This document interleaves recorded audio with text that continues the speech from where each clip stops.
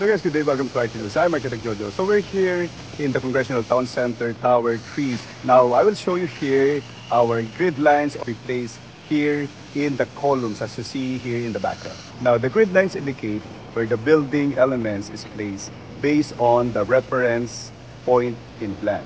The grid lines indicated by numbers and characters placed on the floor plan and even in our elevation dun sa ating architectural plan. Hindi lang siya nilagay for no purpose, but it is a guide para makita natin yung exact location, say, ng column and also ng ating mga walls. And hindi ito combination ng mga numero sa pagtaya natin sa loto. Yan.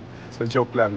So this one will serve as guide para easily we can identify the location of the columns, the wall, and also may corresponding dimensions ang ating mga grid lines. So easily, we can identify and we can coordinate kung saan yung mga areas na dapat nating unahin sa pag-layout natin dito sa actual project. Now we have here the markings of grid lines in the wall.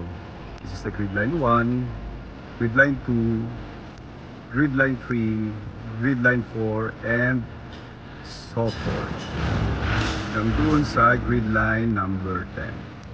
So yan ang purpose ng ating mga grid lines and dimension indicated in our floor plan and our elevation.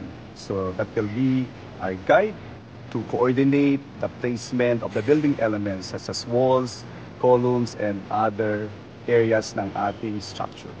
And now you know, I'm Architect Jojo, joyfully sharing with you what IT knows. Thank you very much and God bless you.